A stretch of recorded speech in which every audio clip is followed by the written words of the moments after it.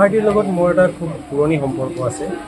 বহু বছৰ আজি প্ৰায় 17-18 বছৰ আগৰ পৰা আমাৰ এটা সম্পৰ্ক আছে আৰু ইয়াৰ আয়োজকৰ লগত এটা মোৰ বহুত ঘনিষ্ঠ এটা সম্পৰ্ক আছে।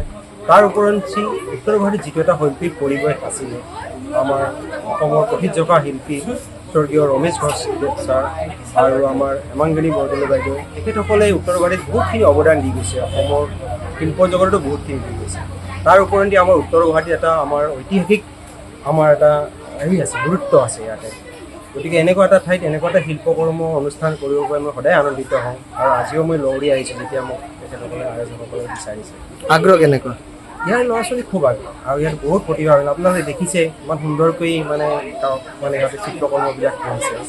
আৰু সকলোতকৈ ডাঙৰ কথা, আজি যিটো এই ইণ্ডাষ্ট্ৰিয়েল এজ আৰু যিটো টেকনিকেল এজত য'ত AI যিটো যুগত আমাৰ এই যিটো মাটি হৈছে আমাৰ কেতিয়াও শেষ নোহোৱা বস্তু। আমাৰ সৃষ্টিয়ে মাটিৰ পৰা হৈছে, হিন্দু সভ্যতাৰ পৰা আমি টেৰাকটা মাটিৰ কৰ্মৰ আমি নিদৰ্শন পাওঁ।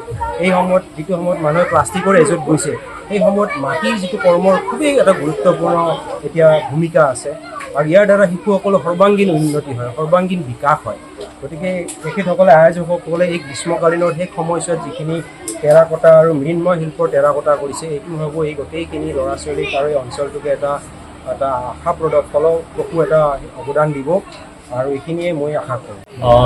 উত্তৰ Guwahati Agrani Chitrakala Niketan, Assam faculty of fine arts and craft ছ'চাইটিৰ উদ্যোগত আৰু আমাৰ ইয়াৰে বেচৰকাৰী সংস্থা জন কল্যাণ ছ'চাইটি আৰু সাংস্কৃতিক বিদ্যালয় অসম আৰু আলোকে ফাউণ্ডেশ্যনৰ সহযোগত 4 দিনীয়া কাৰ্যসূচীৰে এখনি পুৰামাটি কৰ্মশালা আমাৰ অনুষ্ঠিত হৈছে আৰু উত্তৰ গুৱাহাটী অঞ্চলৰ প্ৰায় 50,000ৰো অধিক শিক্ষাৰ্থী ইয়াতে এইবাৰ এই প্ৰশিক্ষণত অংশগ্ৰহণ কৰিছে। আৰু আমাৰ এই প্ৰশিক্ষণ কাৰ্যসূচীৰ আমাৰ মূল উদ্দেশ্য এটাই যে আমাৰ উত্তৰ গুৱাহাটীখন অতীজৰ পৰাই এখন কলাসুলভ ঠাই হিচাপে পৰিচিত গোটেই অসম জুৰি তথা ভাৰত জুৰি।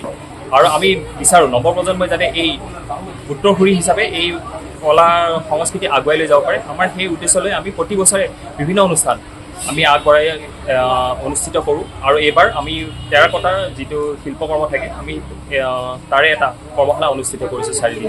প্ৰশিক্ষণ দিছে আৰু প্ৰশিক্ষক হিচাপে আছে আমাৰ অসমৰ নহয় তথা ভাৰতৰ প্ৰখ্যাত চিত্ৰশিল্পী ভাস্কৰ শ্ৰীযুত হৰেকৃষ্ণ তালুকদাৰ দেৱ আৰু তেখেতৰ সহযোগীসকল আৰু এই 4 দিনে তেখেতৰ তত্বাৱধানত গোটেই কাৰ্যসূচীটো সমাপন হ'ব।